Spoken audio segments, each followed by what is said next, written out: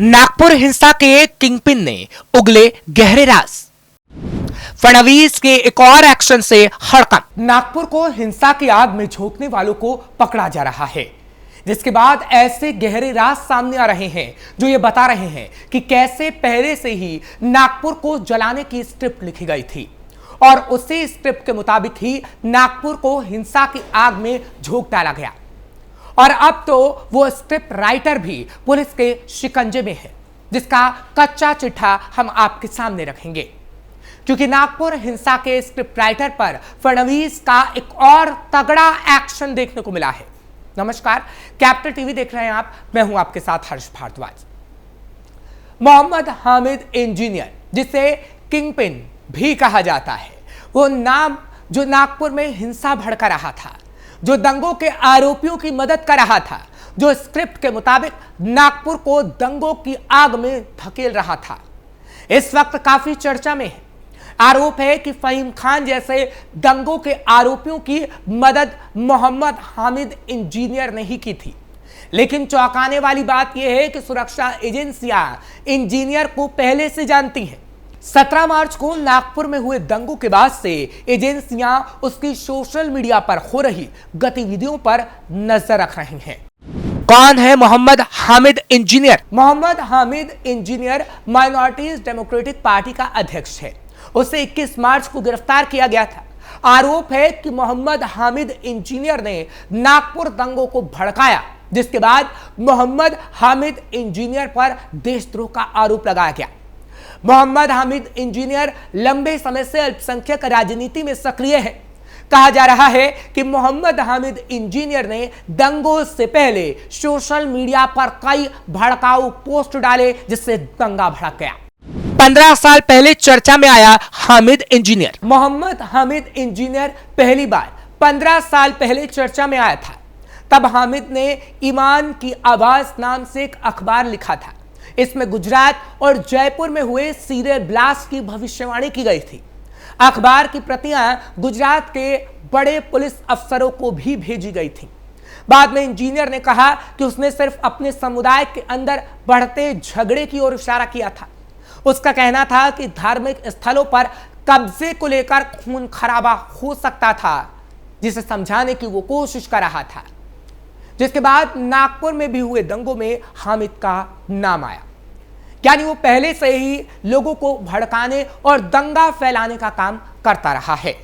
सुरक्षा एजेंसियों ने ली हामिद से जानकारी। सूत्रों के मुताबिक इंजीनियर की लेखनी से एक कट्टरपंथी गुट के प्रभाव का पता चला है।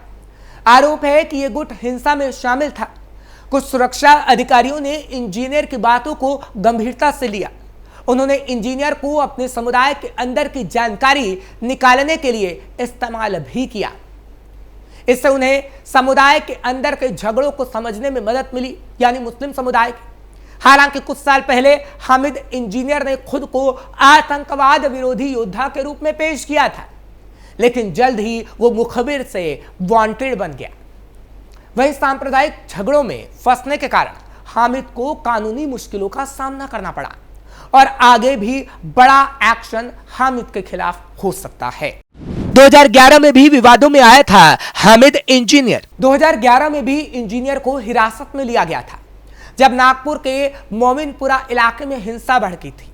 यह हिंसा बाबा मुस्तफा के विवादास्पद दफन को लेकर हुई थी।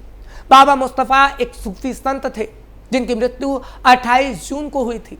हामिद इंजीनियर पर आरोप है कि हामिद ने आंतरिक विवादों के कारण हुई हिंसा में भूमिका निभाई थी। इसके बाद से उसके ऊपर कानूनी कार्रवाई की जाती रही है। फहीम खान से हामिद इंजीनियर का था लिंक। हाल ही में माइनॉरिटीज डेमोक्रेटिक पार्टी से हामिद इंजीनियर का जुड़ा भी सवालों के घेरे में है। हामिद इंजीनियर इस पार्टी को बनाने में मदद कर चुका है। पार्टी के शहर अध्यक्ष फहीम खान को गिरफ्तार किया गया है। आरोप है कि फहीम खान ने एक वीडियो फैलाया था, जिसके कारण मध्य और उत्तरी नागपुर में दंगे हुए और उसका आदेश हामिद इंजीनियर ने ही दिया था। फहीम खान के घर फडणवीस चला चुके हैं बुलडोजर। हालांकि इससे पहले नागपुर हिंसा मामले के मास्टरमाइंड फहीम खान पर पुलिस कार्रवाई के बाद प्रशासन की ओर से बड़ी कार्रवाई की गई। फहीम खान के घर पर बुलडोजर चलाया गया।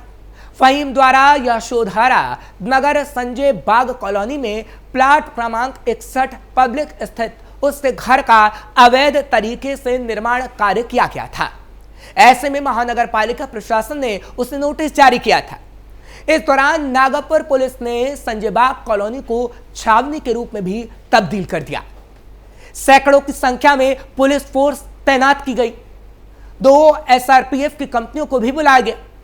नोटिस देने के बाद फहीम खान के घर वालों ने घर खाली कर दिया था। जब महानगर पालिका की टीम वहां पर पहुंची तो इक्का दुक्का सामान ही वहां पर रखा गया था। महानगर पालिका के कर्मचारियों ने उसे बाहर निकाला। इसके बाद सबसे पहले JCB का पंजा टीन के शेड पर चला, फिर पूरी 2 मंजिला इमारत ध्वस्त कर दी गई। यहां आपको एक बार फिर बता दें कि 17 मार्च के पथराव और आगजनी की घटना के बाद फहीम खान को गिरफ्तार किया गया था। फहीम पर 500 से ज्यादा दंगाइयों को इकट्ठा करने और हिंसा को बढ़ावा देने के आरोप लगे हैं। फहीम खान को दंगा और आगजनी की घटनाओं के 2 दिन बाद 19 मार्च को गिरफ्तार किया गया था। वो अभी भी पुलिस की हिरासत में है। नागपुर हिंसा मामले में अब तक 120 गिरफ्तारी। महाराष्ट्र में मुगल शासक औरंगजेब की कब्र को लेकर बीते 17 मार्च को नागपुर में भारी हिंसा हुई थी। इस दौरान पुलिसकर्मी समेत कई लोग जख्मी हुए थे। उपद्रवियों ने कई वाहनों में तोड़फोड़ की थी और उन्हें आग के हवाले कर दिया था। इस घटना को लेकर सूबे की सियासत गर्मा गई थी। पुलिस लगातार आरोपियों की धरपकड़ कर रही है। बताया जा रहा है कि अब तक 120 से ज्यादा लोगों को गिरफ्तार किया गया है।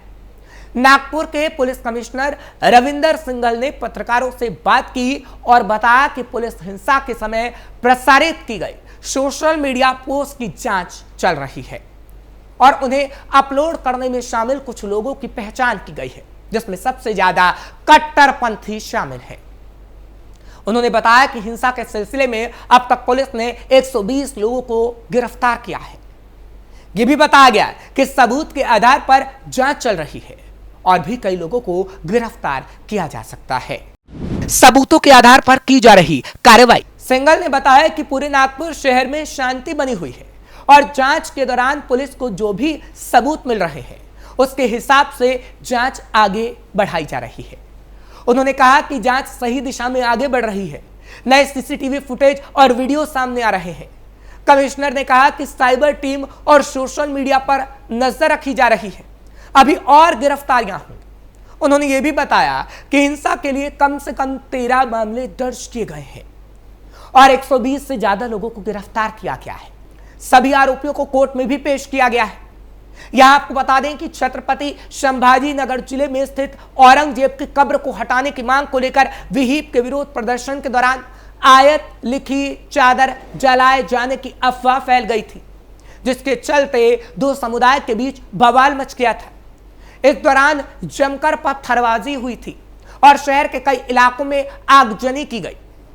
इस हिंसा में पुलिस उपायुक्त स्तर के 3 अधिकारियों सहित 33 पुलिसकर्मी घायल हो गए थे। हिंसा के बाद शहर के कई इलाकों में कर्फ्यू लगा दिया गया था। महाराष्ट्र CM ने भी कही कट्टरपंथियों को सबक सिखाने की बात। नागपुर में हाल ही में हुई हिंसा को संबोधित करते हुए फडणवीस ने कहा कि 120 लोगों को हिरासत में लिया गया है।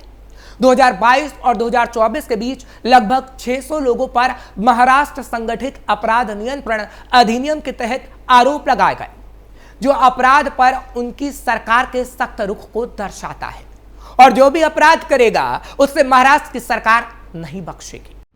उद्धव ठाकरे पर भी खूब बरसे महाराष्ट्र CM। पिछले दिनों शिवसेना UBT के प्रमुख उद्धव ठाकरे के अखबार सामना ने संपादकीय लेख में नागपुर दंगे को लेकर बीजेपी पर बड़ा आरोप लगाया था। सामना के मुताबिक इस दंगे के पीछे बीजेपी के ही कुछ लोग हो सकते हैं, जो मुख्यमंत्री देवेंद्र फडणवीस को सियासी दुष्चक्र में फंसाना चाहते हैं। शिवसेना UBT के मुखपत्र सामना में लिखा गया था, औरंगजेब 400 सालों से कब्र में आराम कर रहा है। उस कब्र पर महाराष्ट्र में दंगे भड़काए गए। नागपुर का चुनाव उसी दंगे के लिए किया गया। बीजेपी आखिर नफरत की राजनीति क्यों करती है? इस पर देवेंद्र फडणवीस ने भी सीधा कहा कि दंगाइयों के साथ मिलकर सरकार बनाने वाले आज ज्ञान दे रहे हैं। वो पहले इतिहास के पन्नों को पलटकर देखें कि कांग्रेस सरकार में देश में कितने दंगे हुए और उन्हीं के साथ मिलकर उद्धव ने सरकार बना ली। क्या यह महाराष्ट्र के लोगों के साथ छल नहीं था? पहले पार्टियों ने लोगों के साथ छल किया, लेकिन अब ऐसा नहीं होगा और ना ही दंगाई बख्शे जाएंगे और उनका इलाज अच्छे से किया जाएगा। फिलहाल नागपुर मामले को लेकर महाराष्ट्र की सियासत का पारा हाई है और दंगाइयों पर ताबड़तोड़ एक्शन हो रहा है और रोज नए नए खुलासे से हड़कंप मचा हुआ है। फिलहाल आपको ये खबर कैसी लगी कमेंट सेक्शन में जरूर बताएं। खबर को लाइक शेयर करें, कैपिटल टीवी को सब्सक्राइब जरूर करिए।